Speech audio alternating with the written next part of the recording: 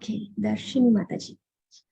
The son of Devaki, the supreme personality of Godhead, Sri Krishna, cannot be satisfied by anyone's study of the Vedas, charity, sacrifice, pilgrimage, or vows as much as he is satisfied by the devotional recitation of the Gita.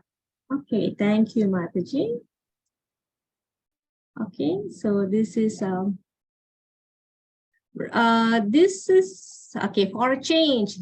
This is who's from Penang? Sri Somashundar. No. This is from Penang. The deities are from Penang. Anybody from Penang? Okay, there are 3 people from Penang today. They didn't make it because Lokana Maharaj is giving class in temple in North Temple, Todu. So they are not here. Other than the 3 of them, anybody from Penang? Anybody can recognize these deities? Okay, they are Sri Radha Krishna Kanaya from Seberang Jaya. It's called Seberang Jaya, Penang. Okay. Okay, prayers to the spiritual teachers now. Om Jnana Timirandhasya Jnananjana Salakaya Chaksurun Militam Yena Tasmai Shri Gurave Namaha. Namo Om Vishnupadaya Krishna Prasthaya Bhutale Srimate Bhakti Vedanta Swami Niti Namine. Namaste Saraswate Deve Gauravani Pracharine Nirvisesha Sunyavadi Paschatya Deshatarine Jaya Sri Krishna Chaitanya Prabhu Nityananda Sri Advaita Gadadhara Srivasadi Gaura Bhakta Vrindam. Everyone, Hare Krishna, Hare Krishna, Krishna Krishna, Hare Hare Rama, Rama Rama, Hare Hare. Om Tat Sat. Thank you, Srila Prabhupada Ki Jai. Gita Mahatmya. Is there anybody taken? Divya Mataji, are you here? Hello, Mataji, can you hear me? Yes, Mataji, clear. Okay, Mataji. Okay. There need be only one holy scripture, the divine Gita sung by Lord Sri Krishna. Only one worshipable Lord Sri Krishna. Only one mantra, his holy names, and only one beauty devotional service unto that supreme worshipable Lord Sri Krishna. Okay, thank you, Mataji. Okay, right, so we move on to recap chapter 6, yeah? So do you all remember what we covered the first part of the chapter 6? What was chapter 6 about? Who remembers the topic, the title of the chapter? Okay, Dhyana Yoga. Any other name for that yoga that we covered yesterday? Dhyana Yoga is part of?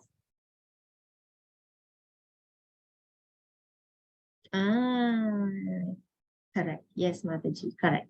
Ashtanga Yoga. Okay, so these are the main segments that we covered yesterday, okay?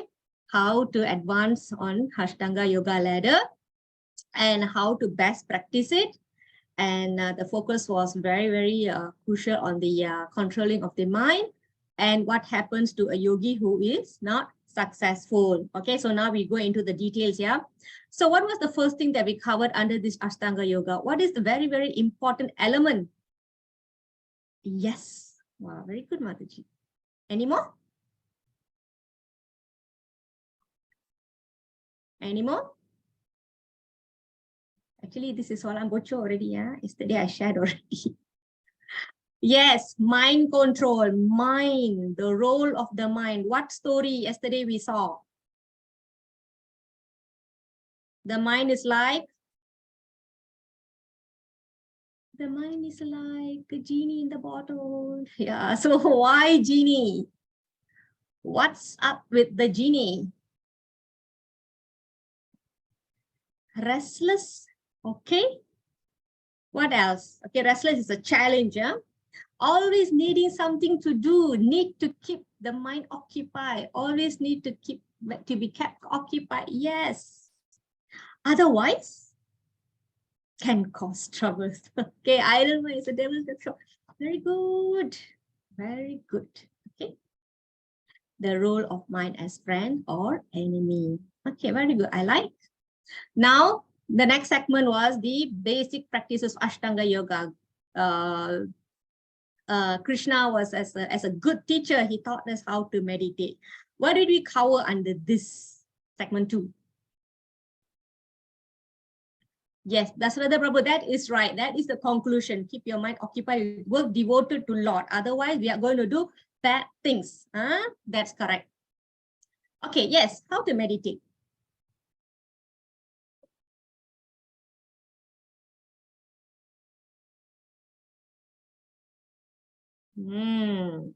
Step by step. First, find a location. Okay, all movies also will have location. So meditation also need a location. So first location, okay. Lekusa grass, okay. What else you remember? This is the sitting manner of sitting, right? Sit not too high, not too low. Deer skin, very good. Yes, yes, yes. Why deer skin? Yesterday somebody asked the question, why deer skin? Sacred place, very good. Sit still, prevent insects, very good. What else? Avoid insect. How to sit? What is the manner of sitting? Did we improve our sitting today? How did you sit in the office today? Did you try to sit better?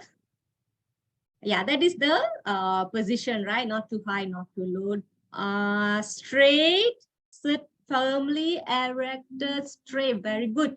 What is erected? What should be in the same line?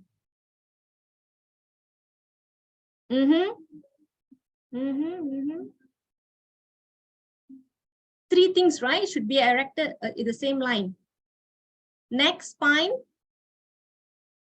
One more. Neck, body, hip. Yes. Okay. Now we are done with the sitting position. Okay. Let me go back to the answers. Somebody mentioned already.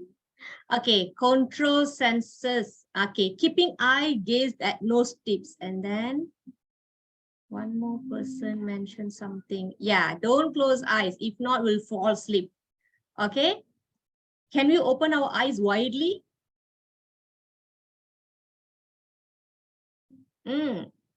Kenapa? Shouldn't be vigilant about what's happening around us? We'll be distracted. Focus at the tip of the nose. Okay, what else? How the situation of the mind should be. There are a few things also Krishna said, isn't it? How to meditate. Okay, unagitated, relax. Okay, subdued mind. Yes. That's Radhan Prabhu. All right. Fearless. Yes. Abstinence, celibacy, right? Abstinence from sex, celibacy. Okay, have we covered everything? Is anybody checking the answers? Pepper, class monitor.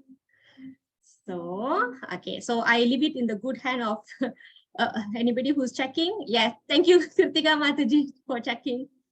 Okay, yeah, because I'm not referring to any slokas. I'm just based on my memory as well. Okay, very good. Okay, so what is the challenge? Under the segment 3, we saw what are the challenges. What did Arjuna say? Let's go back to the verse. Let's go back to the verse. Okay, what did Arjuna say?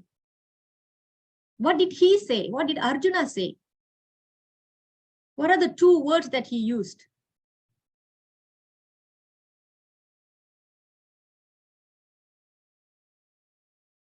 What verse number is that? Okay.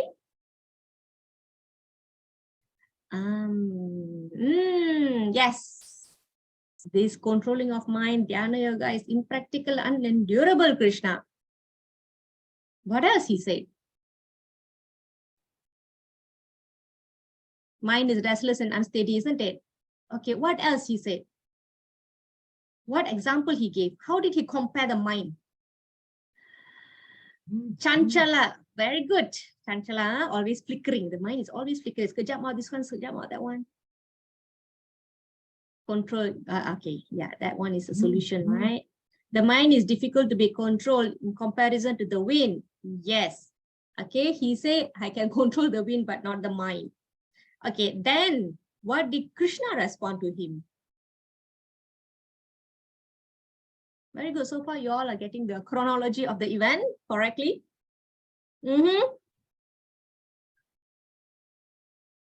So can we practice by still maintaining our usual engagements?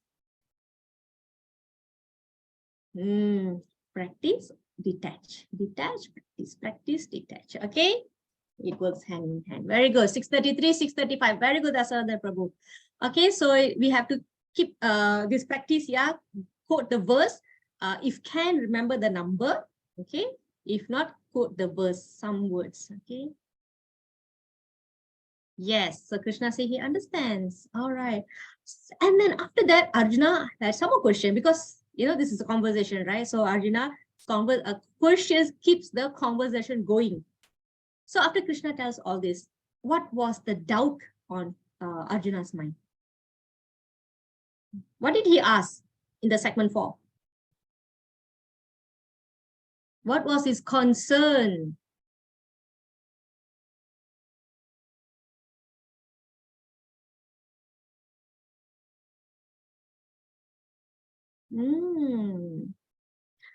Yes. So what was his concern specifically? How, if unable to complete, what was his concern? Okay. So generally he asked what happens to the person who fails. And there's something else also he asked. Won't he achieve perfection in material? You know, neither here nor there.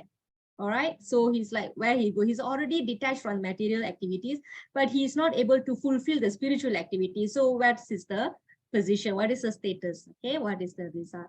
Okay. So now tell me the result. How do you classify it? Yes. For the people, for the yogi who fail after a short term of practice, he is born into a what kind of families? Righteous family. Okay, people who are, you know, like cultured, yeah, respectful, nicely mannered. Okay, what else? Rich family. Okay. Is there one more? There's one more, right? Before we are still at the short term. Correct, Sivangini Mataji. Higher planets. So there are 3 places these souls will go to. Okay, next one. Somasundram Prabhu, continue Prabhu, long term. Failed after a long term of practice. Aristocrat is short practice, right? Okay, yes, aristocrat or rich family, yeah. So what happened? So those who fail after a long time, they are called advanced yogis. Where do they take birth? Family of transcendentalists. What does it mean by family of transcendentalists? Okay. So there are 3 modes of material nature. Yeah. Yes, Prabhu. Yeah, keep the answers coming. I'll just explain. So we have the lowest mode is ignorance, above that is passion, and above that is goodness. So the characteristic that I just mentioned, where the short-term yogi take birth, righteous, mannered, educated, rich, all these, they are all under the mode of good. Generally, people under the mode of goodness, they have this kind of very nice behaviors, nice attitudes, okay, nice decorum and everything. Goodness. But above the goodness, there is something called transcendental. So transcend means you go beyond it. So that is called transcendentalist, or spiritualist, or people in devotional life. Okay, they are all above the mode of goodness, passion, ignorance, because these are three modes of material nature. Above that is spiritual, and that is called transcendental. And that is why the term used, these advanced yogis, they'll be born in the family of transcendentalists. Okay, so let me look back the answer. Okay, pious to the Lord, devoted to the Lord, family or devotees, great in wisdom. Okay, full of devotion families always engage in pious activities, particularly spiritual activities, because pious activities give you good karmas. You still have to come and enjoy the fruit of it. Okay, so these are the answers here. Short practice, heavenly planners reborn in rich or pious families. Okay, the pious family come here, right? And you know, sometimes when they are born beautiful or naturally talented, naturally intelligent, easy to pick up things. So these are all people who have done lots of pious activities in the past. Okay, so that's why they are, they will, after the death, right? After death, they will go to higher planetary system. So whatever pious credit they have accumulated, they will enjoy, and they will enjoy for a long time. Okay, but eventually it will be exhausted. Okay, but they don't get old and die like us, you know. Probably they just disappear from there, and then they'll be reborn in the material planets. Okay, so when they are born in material planets, because they have done a lot of good things in the past, they'll be born in a place where they have nice facilities. Okay, rich or educated, beautiful, intelligent. Okay, right. So that's how they come back. Okay, so how did Krishna conclude it? Of course, generally Krishna was talking about the mind, and then he was teaching us about how to do dhyana, and then there was a challenge about mind, and he said, don't worry, you can still do it with detachment and practice. Even if you fail, you still have some benefits here. But nevertheless, what was he telling in the end? What did he say? The clue is this one.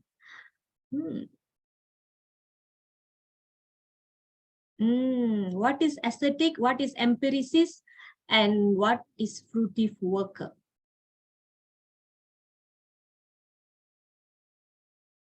Krishna is talking about a particular yogi, even better than all these three people. What is ascetic? Yogis involved in dhyana, ashtanga, okay, ascetic. Empiricist, empiricist coming from empirical. Empirical means anything that based on knowledge, jnana, okay, acquisition of knowledge. Fruitive worker, those, okay, what is fruitive worker? What do you remember about fruitive worker? What does fruitive worker mean? We need to know these terms, yeah, because we're going to move forward, and we need to be familiar with these terms. Working with expectation, enjoy the fruit by himself. Okay, is it bad? What is the activity that you call when a person performs certain activities prescribed by the Vedas? What is that term? Do you all remember that? Karma yogi. Karma yogi is a person who performs activities, but the result is not enjoyed by him. That is karma yogi. But when a person performs an activity and he enjoys the fruits, but his activities is regulated by the prescription by the Vedas, it's not karma yoga. It starts with this particular term. When the person advances, he surrenders the result, then it becomes karma yoga. So before karma yoga, he is a fruitive worker. What does that? What do we call that? Tadu, bukan nishkama, sakama. Yes, you are there, Mataji, sakama, but we want English. Sorry, it's another term.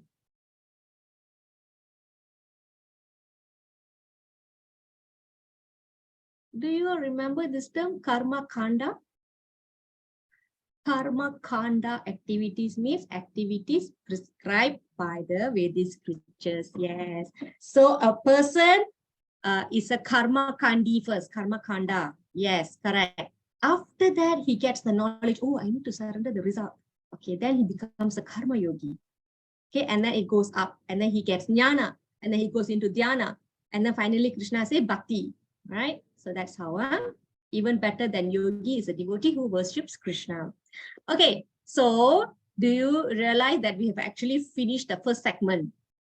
Okay, so in the first segment, okay, this is particularly for people who are seeking knowledge for understanding themselves first. So Bhagavad Gita opens, okay, the curtain opens with the understanding of self, okay, body versus soul. Okay, those who want to understand who am I, so they will start reading Bhagavad Gita. So that is the first few chapters, okay, for chapter 2. All right. Later on, like I just mentioned, they advance a little bit more. They get more knowledge. Okay, they get more knowledge. Process of realization by Jnana Yoga. And then Jnana Yoga, you know, the part that I said that a realized person sees everybody with equal vision. So he gets the knowledge that Super Soul is residing in everybody's heart, and I have to treat everyone equally with equal vision. And then he goes into the Ashtanga Yoga or Dhyana Yoga to realize the Paramatma in his heart. So he goes into Dhyana Yoga. Okay, so generally this is distinguishing self from matter. Okay, so he elevates himself through various practices of yoga, and then he steady his concentration of his mind upon Krishna, or Krishna concludes that Krishna consciousness or Bhakti Yoga is the highest form of all yoga. Okay, so again, yeah, I'm recapping this entire 6 chapters, right? So in the first 6 chapters of Bhagavad Gita, the living entity has been described as non-material spirit soul compared to the material body. Okay, the soul is eternal, the body is not eternal. The soul is eternally happy, but the body is eternally miserable. All right. Okay, and to elevate oneself, the yogi goes through different stages of yoga. Okay, first he realizes Sankhya Yoga, then he goes into Karma Yoga, and then he gets to Jnana Yoga, and then he goes to Dhyana Yoga. Finally, Bhakti Yoga. Okay, and then finally Krishna concludes that at the end of the chapter. Okay, that the Krishna consciousness of Bhakti Yoga is the highest form of all yoga. So do you remember the 6.47? What did Krishna say? What are the few things that he said about the highest yogi? What that yogi will do? What's his characteristics like? This verse, remember? Abides in me, thinks of me, renders loving service unto me. This person is intimately united with me in yoga. Yoga is generally union, isn't it? So his thoughts is always engaged in thinking of Krishna. Wow, very good. I think my line is slow. That's why the answer is coming. Okay, about this merging, right? I will cover later. Okay, it's not merging. The thoughts is absorbed in Krishna, but we don't merge with the Lord. This is a very important philosophical, it's important philosophy that we will be covering, okay, sooner or later. Okay, so generally 6.47 is talking about that faith. Okay, this faith, right? Where is it? This faith comes from the knowledge that we acquired previously. Okay, because even though devotion is the highest, but without devotion, without the knowledge, one has every tendency to doubt Krishna's position.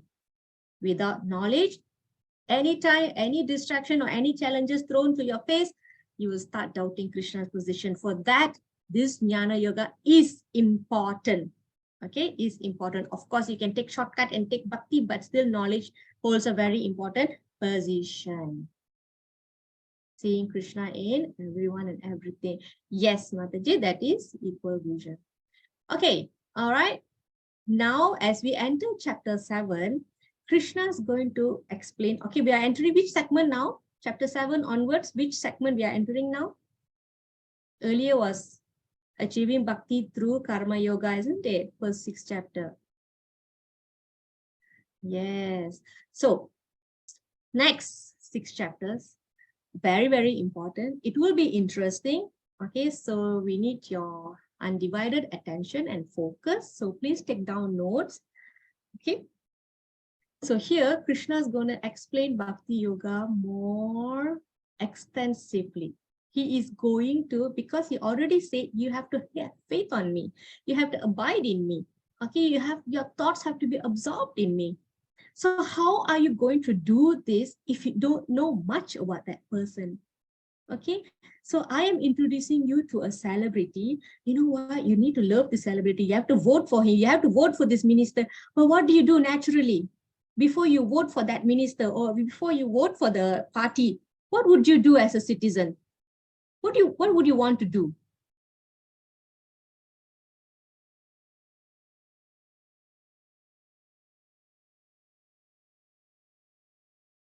Check first. Check what? Know everything about him. Okay, we can endeavor. Yes. Background study. Know his background check. Yes. All right, you want to know more about him. So first you like a person. Oh, I like that person. I want to first, then later what do you want to know about that person?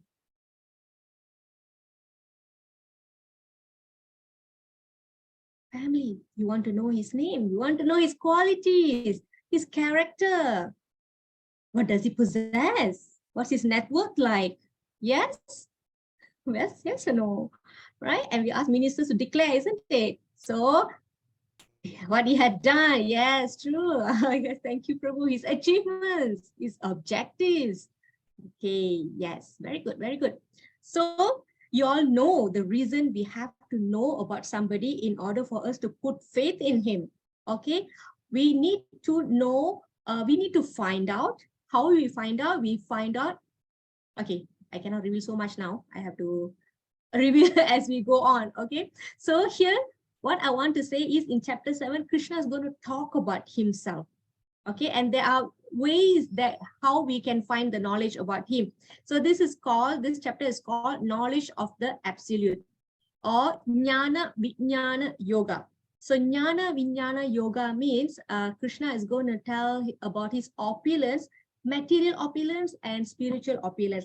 However, unfortunately, under level 1, we will not go into detail in explaining how, but I still, I'm so tempted to tell you what Krishna declared about himself, and later we will request somebody to volunteer to read 4 translation. Just run through the translations. Okay. All right. So we are here to learn about Bhagavad Gita, and the person who delivered the Bhagavad Gita is Krishna. And we want to know who is this person, what's his net worth like, what's his opulence like. So all this Krishna will declare himself, just like we can do background checking on ministers, but the ministers also have to declare. And we also have to get somebody else to declare. Is it correct? Did he declare it correctly? Like one time I saw, I think recently they were asking all the ministers, MPs to declare their net worth. And I saw Prabhakaran's, YB Prabhakaran's net worth. I think he wrote something about his car or something. And then they were asking, why do you need this kind of car? So the public were auditing him. So like these people will ask, people will question, and people have to agree. Okay, yes, he has this net worth. Okay, so like this, yeah, it's like an audit. So like this, Krishna is declaring, and some people have to agree also. It has to be supported or substantiated by certain scriptures, okay, sastras. All right, so I have introduced a celebrity to you, and now we want to know more about him so we can love him. Why? Why need to know somebody in order to love the person? What is that saying in Malay? I think it's a bit old saying, but let's see who knows. Tak kenal,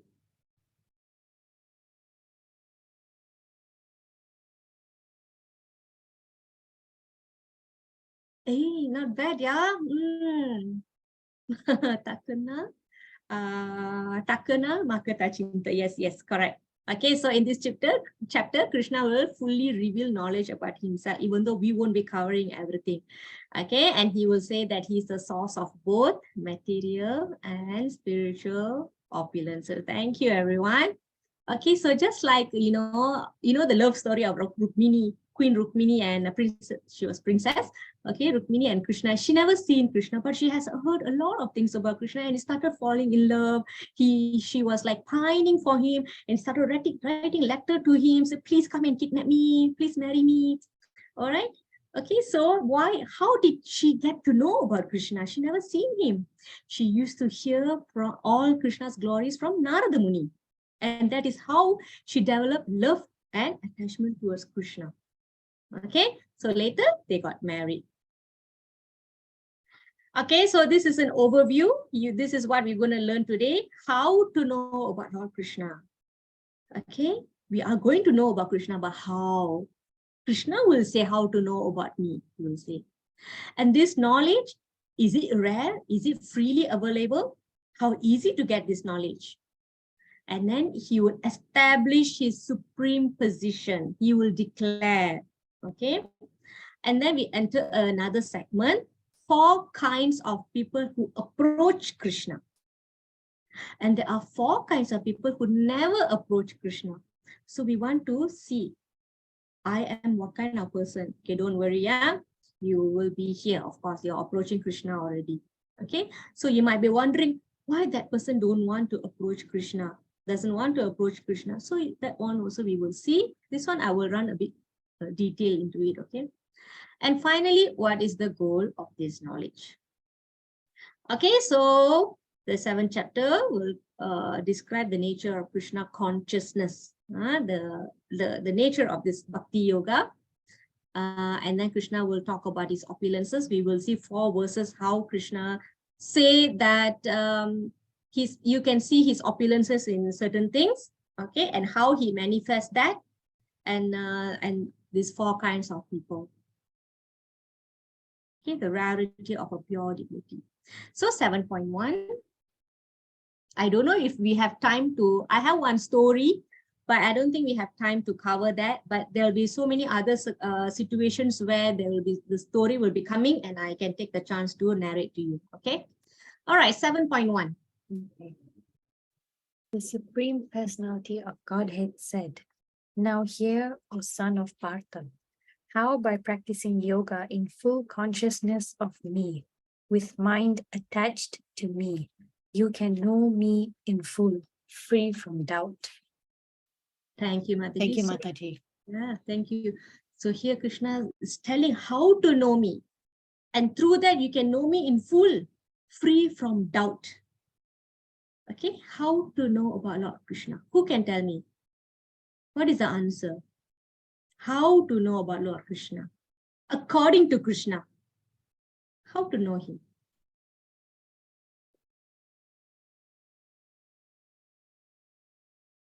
Some more? The answer is in the verse. Okay, is in the verse. Is in the verse. How Krishna expects us to know him? Okay. How to think of him? We need to know him. How to know him? Let me narrow down that question. What is the method he is recommending here? To practice yoga, to attach the mind on him, to be Krishna conscious.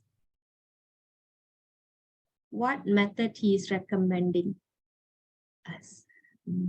Did he say reading? Oh, he said something else.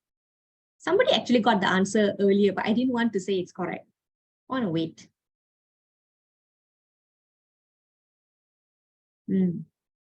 How? Run out of idea already? Okay. Ada 2 orang sudah betul.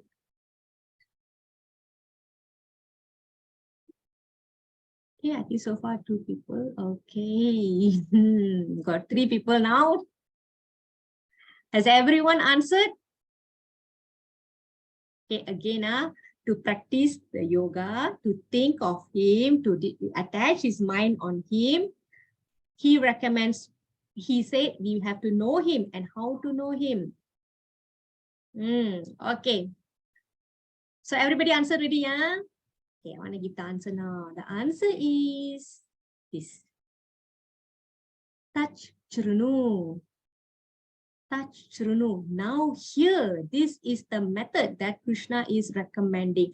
What you all are doing, what am I doing, is hearing, knowing Krishna through hearing. Everything starts from hearing. Everything. The first step is hearing. And then only the rest all comes. Okay. So remember in 647, Krishna said, a yogi who always think of me in devotion is the best. And in 7.1, he's saying how to always think of him. To love someone, we need to know them. You go and ask his friend, hey, that's your friend, right? Can you tell me his name or her name? You want to hear from this person. Okay, that's the first thing that you want to know. Acquiring knowledge, and this is called descending process. Okay, this is what Arjuna is doing because the conversation is between Arjuna and Krishna, isn't it? So Arjuna is so fortunate that he can hear from Krishna directly. And we are also fortunate that because of Arjuna is giving mercy, and Vyasadeva has narrated this and Lord Ganesh has documented it, and we are speaking and we are hearing, this is hearing. Therefore, this is also hearing. Okay, of course, the direct hearing is Arjuna is doing. Okay, so text 7.1 here, Krishna is stressing on hearing, acquiring knowledge by descending process. Remember in chapter 4, the Guru Parampara system, it's coming down from Krishna to Brahma, Narada Muni, Vyasadeva, Madhvacharya, and Mahaprabhu, and then all the acharyas come, and I'm sitting here and you are sitting there. So this is descending process. Okay, so the first step is Tachrunu. Okay, or another term is Sravanam. Okay, Sravanam is the first step of Bhagavad Gita. So to hear about Krishna, to know about Krishna, we have to hear from him or his representatives. Okay, if you want the mind to think of something, first the senses have to, the senses is the receptive antennas, right? The senses have to take first. Okay, the memory of the feel, the memory of the taste, the memory of the image or form of color. So it registers in the mind, and then the mind will continue contemplating on it. So this is the process. Okay, this is the application. Okay, all right, let's move on. Yeah, okay, this is hearing. Tachrunu means hearing. This is the method. A little bit more on the power of hearing. Sri Krishna, the personality of Godhead, who is the Paramatma, the super soul in everyone's heart, and the benefactor of the truthful devotee, cleanses desire for material enjoyment from the heart of the devotee who has developed the urge to hear his messages, which are in themselves virtuous when properly heard and chanted. Means not in an offensive manner. And how do you hear about Krishna? There are sources like book by Krishna, for example, Bhagavad Gita, or book about Krishna, Srimad Bhagavatam. Okay, so these are the two ways. Okay, so this the first step of Bhagavad in Bhakti, right? The Sravanam, it's mentioned by Prahlad Maharaj. Prahlad Maharaj is a son of the demon king Hiranyakashipu. Remember the pastime where Lord Krishna comes as a half man, half lion, that pastime, the small boy that he carries, so that is Prahlad Maharaj. So Prahlad Maharaj was preaching to his friends about these 9 processes of bhakti, and hearing is the first. Okay, so we will not go into detail. There's always a lot of opportunities later. Hearing, right? So there are 2 ways hearing about Krishna. There are 2 ways of hearing to know about Krishna. One is from Krishna and from devotees who know about Krishna. However, However, it is not very easy to come to a point where we develop this taste. Remember, it says here, who has developed the urge to hear his messages. This doesn't come easily. Okay, so it is mentioned that it doesn't come easily. If you have developed the taste of hearing, that means you have sukriti from the past. Okay, so it's not for all, therefore it is rare. And how rare is that? Krishna himself is explaining. I'm not saying, Krishna is saying. Okay. 7.3. Hare Krishna Mataji. Manushanam shaharesho kaschit yatati siddhaye yatatam api siddhanam kaschin mam veti tatvata. Out of many thousands among men, one may endeavor for perfection, and of those who have achieved perfection, hardly one knows me in truth. Okay, thank you, Mataji. So Krishna is saying, out of many thousands, out of the entire creation, so he's giving 1 in 1,000 only will endeavor, will try. Okay, let's register for Gita Gyan. Okay, one will endeavor, out of 1,000, one will endeavor. Okay, so after knowing that, okay, I am not the body, I am the soul. Okay, my work is done, I shall leave now. So for them, the perfection is about understanding themselves. Who am I? Okay, that is perfect for me. Okay, I know already my job is done. Okay, my spiritual quest is ended here. I know already who am I. Okay, so for them, the perfection is to understand they are not the body, that they are the soul. But this is not the end of the, this is not the culmination of that true knowledge. This is not full knowledge.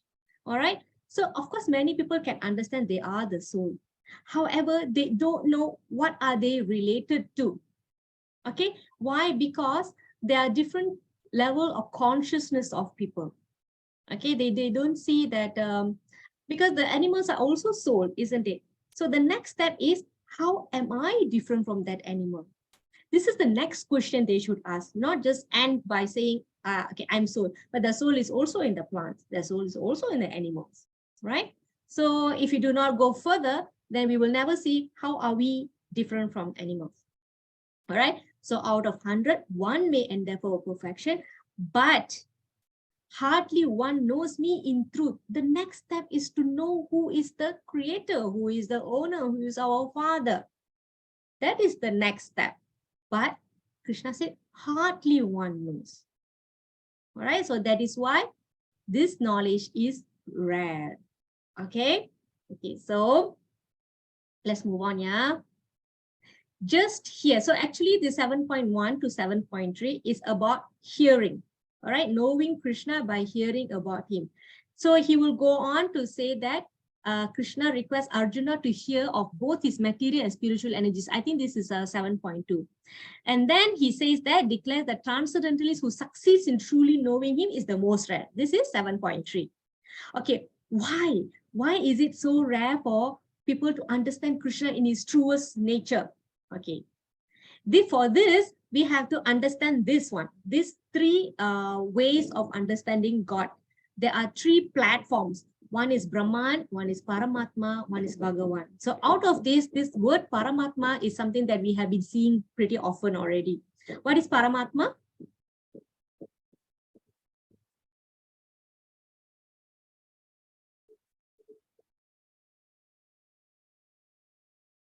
Okay, the super soul or the Lord residing in everybody's heart. Very good.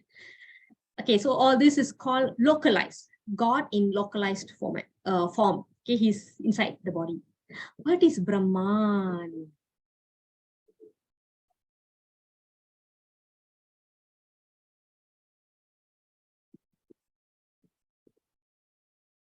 These are all amsas of God, but just the different amsas, different aspects. This Brahman realization, Paramatma realization, Bhagavan realization. So my question is, what do you understand by the term Brahman? Not Brahma, not Lord Brahma. Brahman.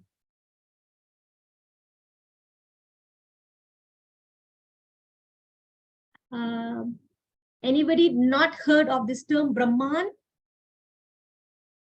Collection of all gods. No, that is Brahmana. Not that one. Brahman.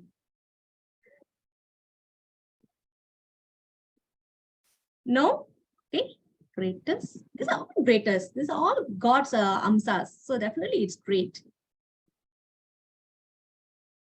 Okay. Anyone want to try before I give the explanation? I just want to know.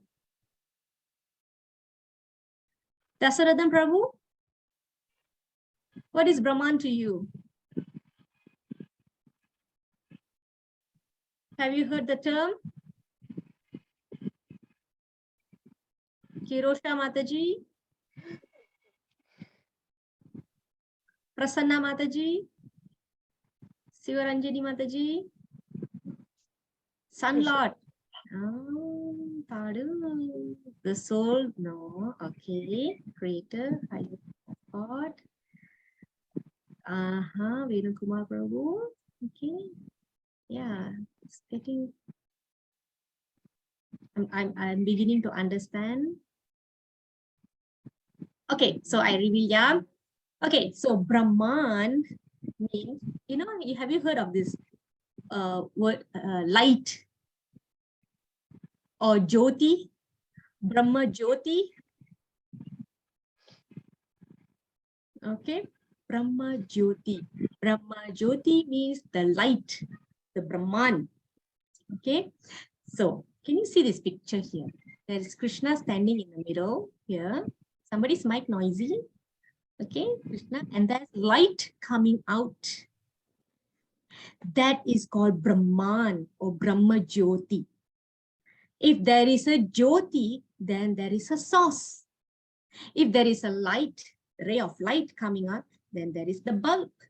If there is sunshine, rays of sun, rays of light, then there is a source. There is the sun planet itself. So anything that has light has a source. So the first realization is the light. Okay, understand? Okay, this is Brahma Jyoti. Next is Paramatma. Okay, we all know that the Lord resides in everybody's heart. Finally, the Lord himself, that is Bhagavan. All right, so it is mentioned here, it is not, so those who worship God as light, they are called impersonalists. Why? Because for them, God has no form. God is formless. So it is not personal. It is not a person. Therefore, they are called impersonalists, the non-personal worshippers. So if I want to put it in a very simple term, it's non-personal worshippers, but actually the term is impersonalists. So those who worship God in the Brahman form, or those who worship Brahma Jyoti, then they are called impersonalists, because for them, they believe that God has no form. Okay, but we know that if there is a light, there should be a source. But that is the first realization. As you go in, then you will have the Lord residing in everybody's heart as super soul. So this is Paramatma realized yogi. So the yogi tried to understand himself.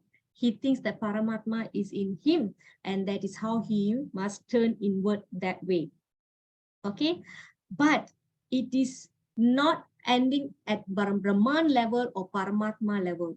And this is why Krishna, it is said here that it's very difficult to understand Krishna's truest form when he appears as an ordinary son of Mother Yashoda. People will think, how can God be born to a human father and mother? How can he be playing with children like an ordinary child? Okay, or with cows? How can he just be a cowherd boy? So this is the rarity of the knowledge. Not everybody can understand this. Okay, so this is why he said the rarity of knowledge. Huh? So a bit more examples is Krishna's becoming charioteer for Arjuna. God can become charioteer for Arjuna? How is that possible? What is his position? How can he accept a menial service? Okay, so when he appears like this, people think that he is not God. Okay, and then when Krishna makes a lot of naughty things, mischievous, and then the mother Yashoda caught him stealing and giving the butter to all the monkeys and his friends. She wants to catch him. She runs behind him with a cane, and Krishna runs in fear, and then he starts crying. All right, and all the devas will be astonished looking at, huh, the Supreme Lord is running fearful of his mother. The Supreme Lord who, seeing him, the demons all flee and the devas will fall on his feet, but he is fearful of his mother, who is just an ordinary human being. And by looking at that, people think that he is not God or ordinary. Okay, all right. So this is how people misunderstand. This is how Krishna make people bewildered with that. Okay, so with this, it's not easy to understand his truest form. Okay, what else? This is Brahma Vimohana Leela. This is the pastime that Shamala Mataji supposed to narrate. I say I will narrate it today, but she really wants to narrate it, so we're going to postpone this tomorrow. So in this story, you will see how Lord Brahma himself is bewildered. Okay, and then there is this Govardhan Leela also. This is how Lord Indra was bewildered by Krishna. Okay, so the story will go in such a way that they will undermine Krishna's ability. Then later Krishna will show a lesson. Okay, because he wants to perform pastime, so he wants to act as an ordinary person. Just like how a person can be the director of the movie, he is the person who set the entire plot, but he will be part of the play and play along. Okay, so that's how. Okay, so that's about the rarity of the knowledge. So now we move to another segment. This is also an important segment. This is where Krishna says that he is the source of material and spiritual energies. So in the next verses from 7.4 to 7.12, but we are only covering 7.7, Krishna explained that he is the source of both the material and spiritual energies. Okay, because everything around us is a combination of these two energies. And this knowledge will supposed to enable Arjuna to see Krishna everywhere, even though he's in the battlefield. Okay, 7.7. Ganesh Prabhu. Ganesh Prabhu is not here. Okay, anybody? Manali Mataji?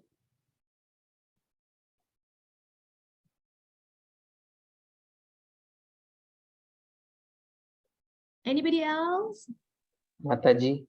Prabhu. Okay. Translation, O conqueror of wealth, there is no truth superior to me. Everything rests upon me as pearls are strung on a thread. Okay, now I forgot, before we move to 7.7, I want somebody to quickly read text 4, 5, and 6, please. Who can read from your Bhagavad Gita?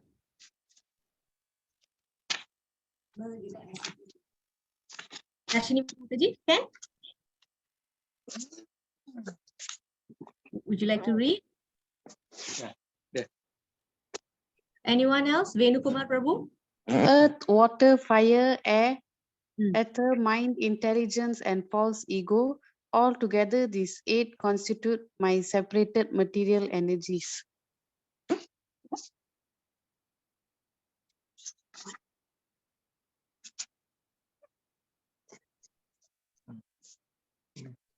Text 5.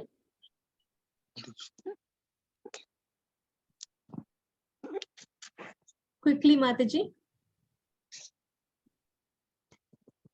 Besides this, O mighty armed Arjuna, there is another superior energy of mine, which comprises the living entities who are exploiting the resources of this material, inferior nature. 6. All created beings have their source in these two natures. Of all that is material, and all that is spiritual in this world, know for certain that I am both the origin and the dissolution. Okay, thank you so much, Prabhu and Mataji. So here, Krishna says that I am the source of material and spiritual energies, and I am both the origin and the dissolution. So between the creation and the destruction, what is in the middle? What is in between?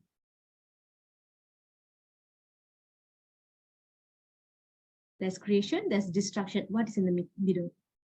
What is the middle process?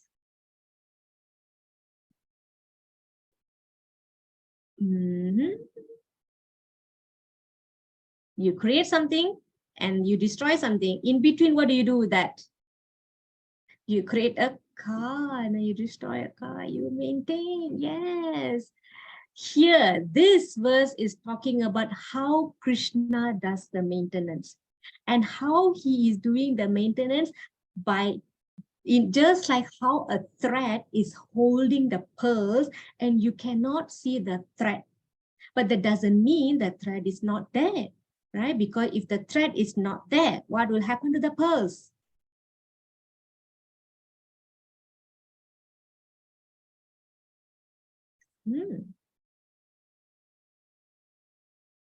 Yes, scatter or fall. And that process, that position, Krishna says, this is the truth and there is no superior truth to this. Okay? And there's nowhere else you can find anybody, any other personalities declaring this.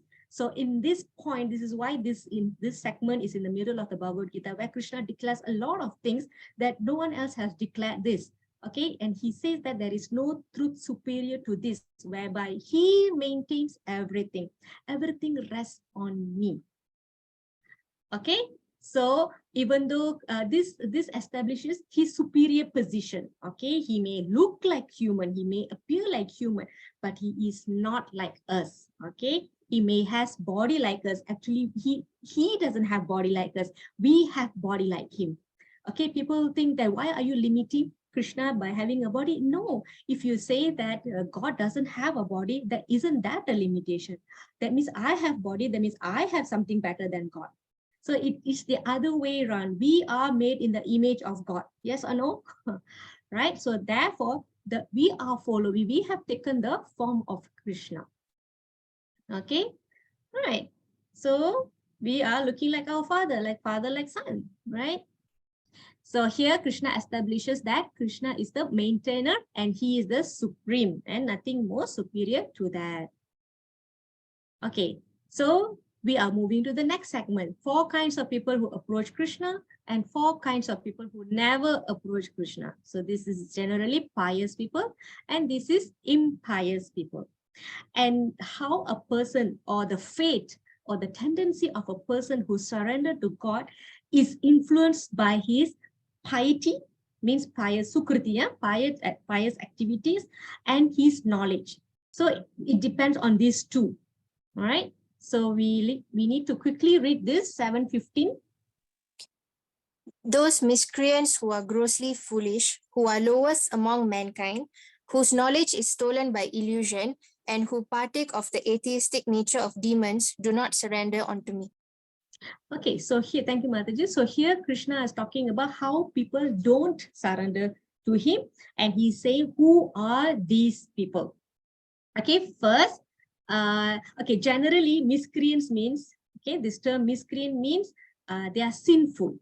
Okay, they haven't done any pious activities. So sukritina means pious, duskritina means miscreants. All right, first is mudha, foolish. Okay, like hard-working asses, you know, how a donkey, how a mule work very hard, right? It is also called beasts of burden. It just takes on burden on itself and then it just goes on and serving the master. Okay, it carries a lot of burden, just a little bit of grass, but actually it doesn't realize the grass are available everywhere. You can just go and eat. He doesn't really have to work to get that. So that's how they compare foolish people to donkey. Okay, all right. So the characteristic of people under this category is they are very attached to the fruits of their work. They don't know who they should work. They simply just work with whoever it is that giving them some money or some food. Okay, for them the level of happiness is whatever temporary material gains they get, they are just satisfied with that. And they don't care whether it's going to last in a short term. They don't care. As long as they get something out of something, then they're just going to keep working for that. And of course, they do not have time to hear about the immortality of the soul. They have no time for this kind of knowledge. They're always on the race, okay? All right, so next is Naradama. Naradama means who are lowest among mankind. Okay, so before we come to a position that we are now, we would have taken various species of human lives. All right, so there are people who come to devotional life for some time and then they give up. They will think like, okay, I've done enough. I think enough. Okay, I learned enough and then I'm just gonna go and enjoy myself. So they lose interest. So they go back to the bad habits like drinking, smoking, eating meat, and old friends, old associations. They go back to doing these things. They feel that they have already done some service for some time and then they wanted to give up. Maybe because of some challenges. Okay, so they just give up. They don't have that staunch faith. All right, they go back to material life. All right, another way of describing this Naradama, lowest among mankind, is that they may be born in pious family, religious family. The family would have given them nice facilities, but they gave up. They are not interested. They are not following the parents. Okay, they have opportunity, but they do not want to take it. All right, so I was actually trying to explain earlier, there are different kinds of human species, right? So there are three generally. They are uncivilized people, okay? They are the lowest human life. They have animalistic kind of life, okay? They are uncivilized. And then higher than them, these civilized people. Civilized people means they have some regulated principles of social, political, and religious life. They do follow certain rules and regulations. Okay, however, they do not have religious principles. Okay, so they follow social status, political status, but they don't have religious policies. So they are called lowest among mankind. And then also they do not give importance in the oral reception of topics pertaining to spirituality.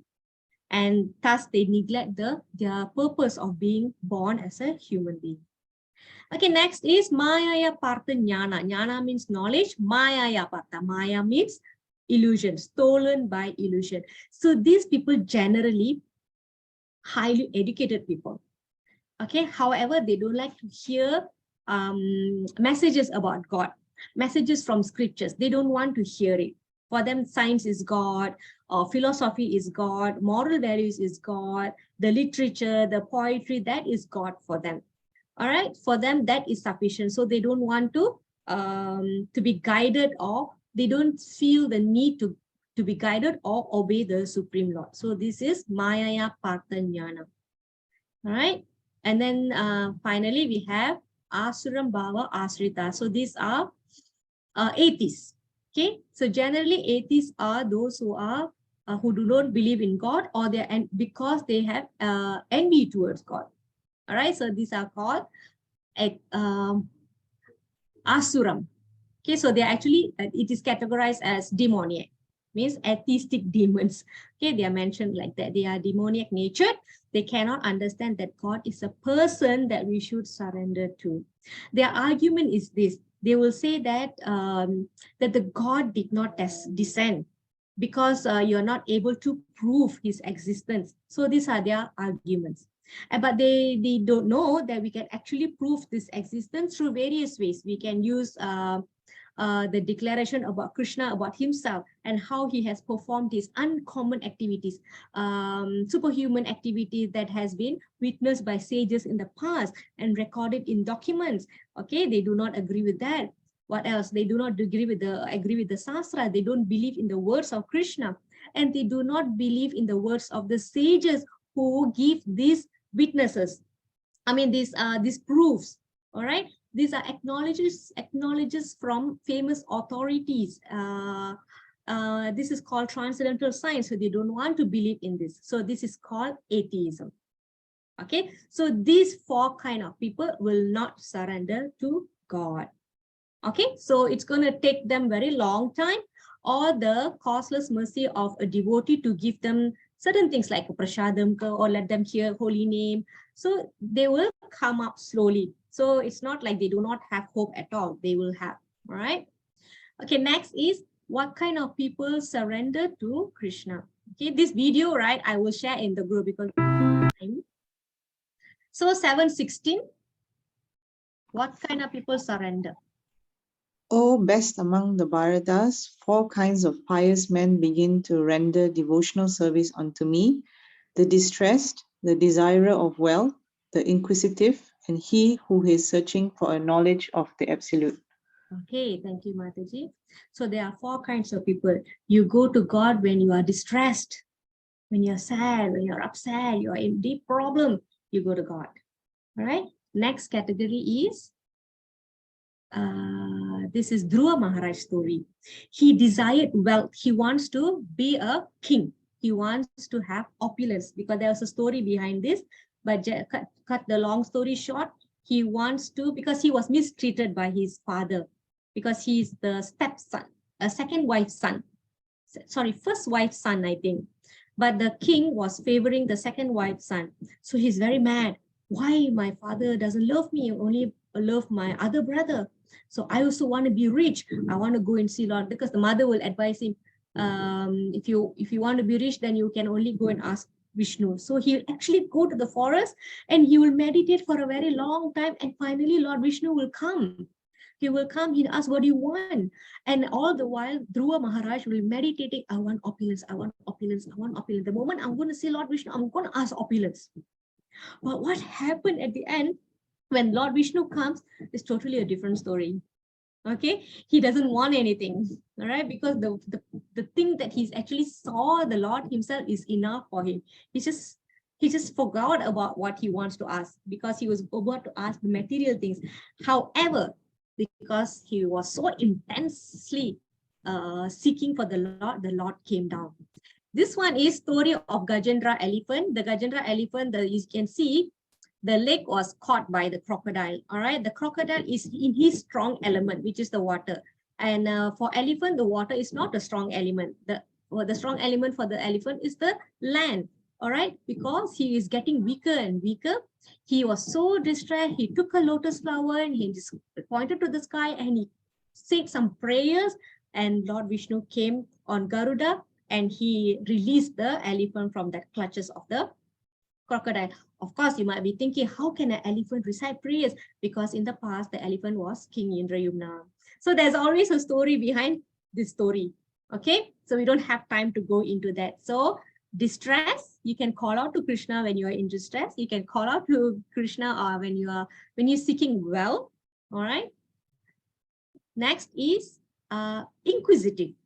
Inquisitive means person who wants to know who is God, what does he look like, who is he, what's his name, what does he do? All right. Is there God? Okay, this is inquisitive. So for this kind of people, God can show mercy. These kind of people, they will approach God. Okay, I want to know who you are. Are you there? You know, like that. All right, so this is the third category. And the final one, searching for knowledge of the Absolute.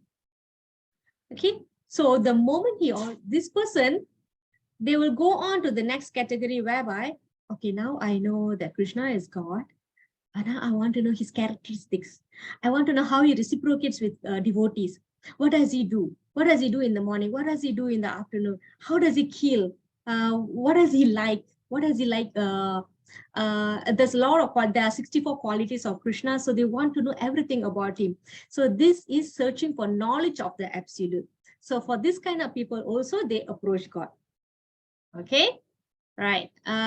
So among these 4, later Krishna will talk, among these 4, who is best?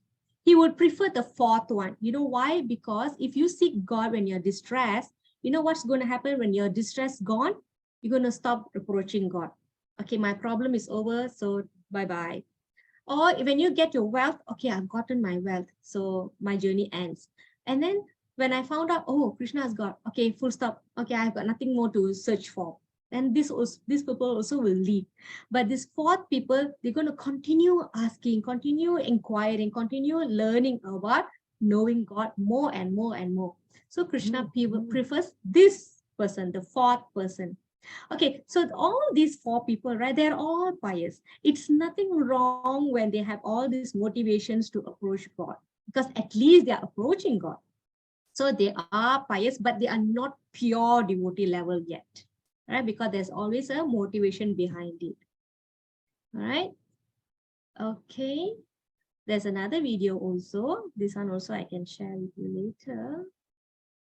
Then finally, Krishna says, how long is going to take for a jnani to attain pure devotion? So remember the rarity of the knowledge. So it also ties back on the next question is, if it's so rare, then when is it that I'm going to attain perfection? 719.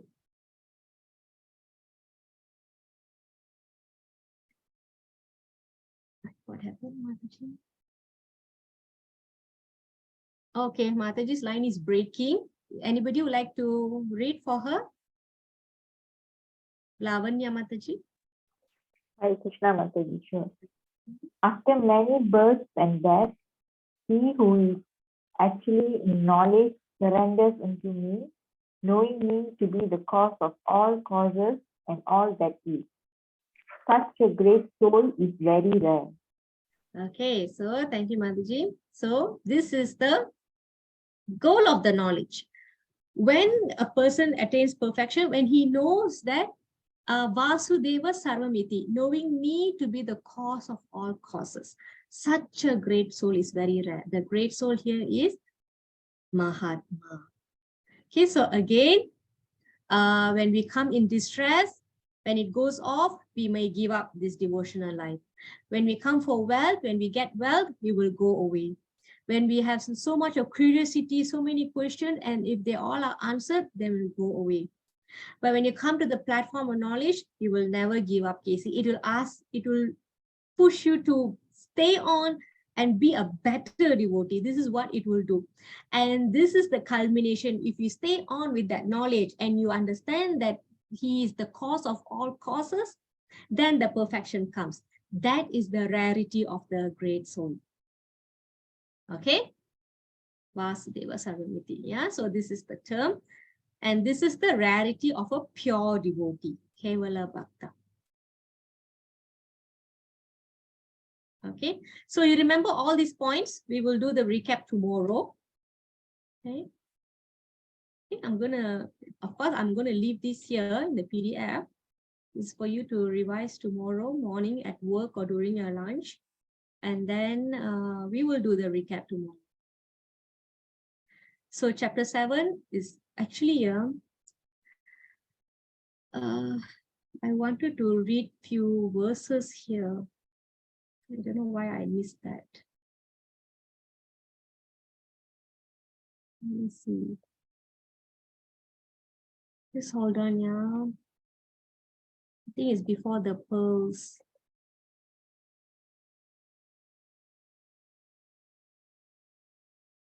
Okay, yeah, this is after text 7. Can for those who want to leave, you may leave, but I would like to read this. Who's available to read text 8, 9, 10, 11, 4 verses in a row? This is about Krishna's opulence. Like I was saying, right? Krishna is declaring his position, and this is covered in these 4 verses. So I would like us to read this. Who would like to volunteer? Who are not rushing? Somasundran Mataji. Okay, Prabhu. O son of Kunti, I am the taste of water, the light of the sun and the moon, the syllable Om in the Vedic mantras. I am the sound in ether and ability in man. 9. I am the original fragrance of the earth, and I am the heat in fire. I am the life of all that lives, and I am the penances of all aesthetic.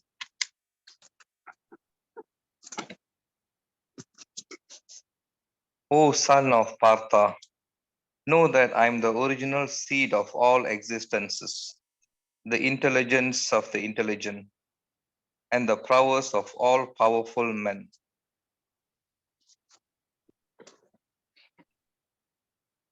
I am the strength of the strong, devoid of passion and desire. I am sex life, which is not contrary to religious principles, O Lord of the Bharatas, Arjuna. Okay, thank you so much, Prabhu and Mataji. So this is how Krishna says he is the essence of the things, of all these things, right? For example, he said that he is the water, right?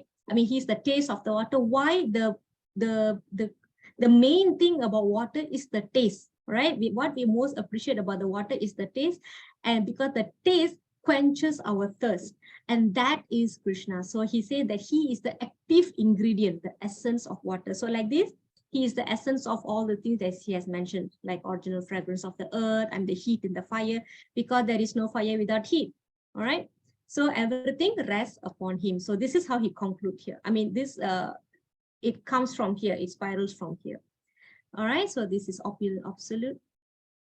Yeah, Mataji, because it's not on the Prabhu, I don't know, Ketan Prabhu, is it?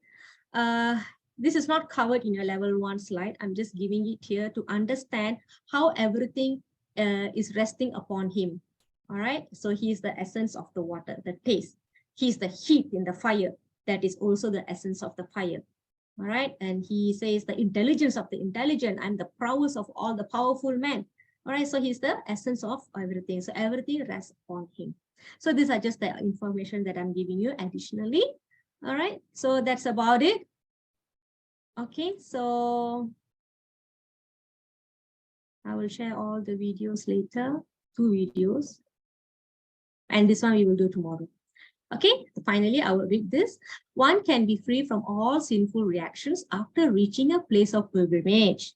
But one can have the same benefit at home, right? We cannot go to pilgrimage places, right? Or at any place simply by chanting the holy name of the Lord. Okay, that's how easy it is. All right, let's chant 3 times and we can end the class. So Musindra Prabhu, would you like to lead us? Chant slowly, we'll follow you. Hare Krishna, Krishna Krishna, Hare Hare. Hare Rama, Rama Rama, Hare Hare. 3 times. Krishna, Hare Krishna, Krishna Krishna, Hare Hare. Hare Hare Rama, Rama, Rama Rama, Hare Hare Hare. One more time. Hare Hare Krishna, Krishna, Hare Krishna, Krishna Krishna, Hare Hare. Hare Rama, Rama Rama, Hare Hare. Thank you so much, everyone. Okay, have a good night, everyone. Have a restful night. Thank you. Thank you, Dasarath and Prabhu. Thank you, everyone.